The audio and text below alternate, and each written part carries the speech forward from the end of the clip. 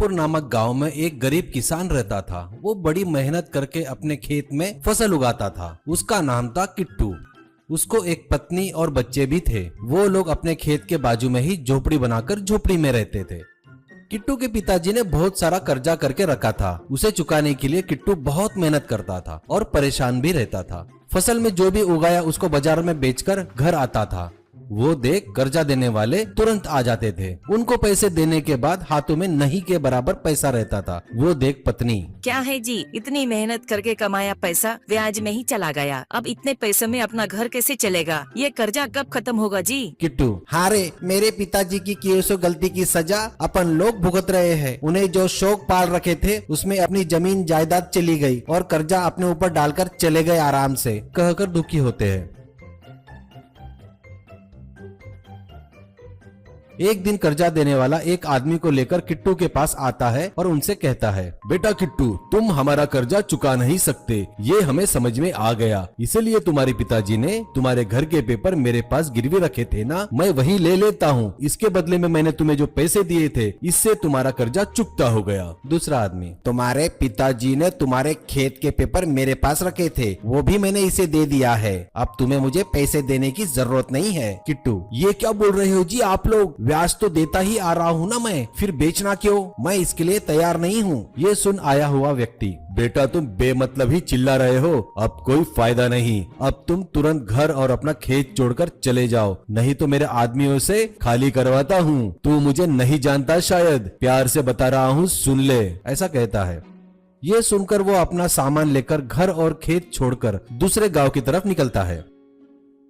बीच में जंगल पड़ता है, वहाँ उन्हें अंधेरा हो जाता है। वहाँ कुछ फल तोड़कर खाकर भूख मिटाते हैं और वहीं पर सो जाते हैं। वहाँ ठंड बहुत ज्यादा होने की वजह से सभी कांपने लगते हैं।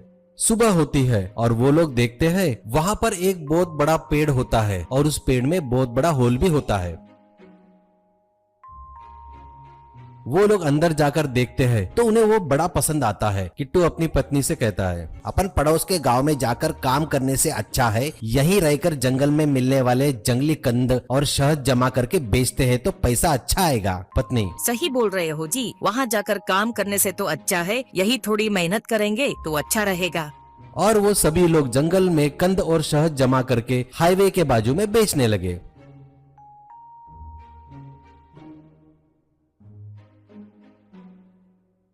उस पेड़ घर में रहकर बाहर खाना बना के खाते थे और पेड़ के अंदर जाकर सोने लगे। एक दिन किट्टू एक पेड़ पर चढ़ता है किसी कंद के लिए। उसे पेड़ के नीचे कुछ बात करने की आवाजें सुनाई देती है।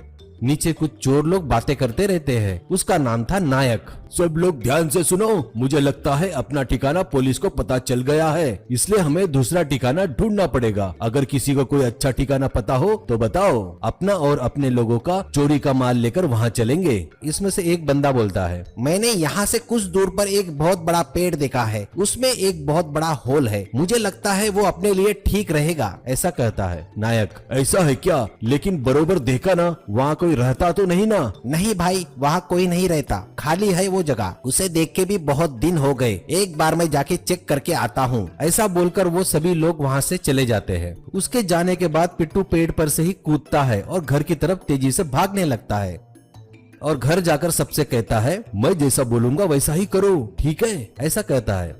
अब वो उनका पूरा सामान लेकर एक पेड़ के पीछे छुप जाते हैं और देखते रहते हैं। तभी वहाँ एक चोर आकर अच्छे से देखता है, चेक करता है और वहाँ से चला जाता है। कुछ देर बाद वो चोर लोग लूटा हुआ धन बोरे में लाकर वहाँ रखते हैं और उस घर में रख देते हैं। ये सब किट्टू और पूरे लोग छुपके से देख रहे थे। सामान रखकर चोर वहाँ से चले गए।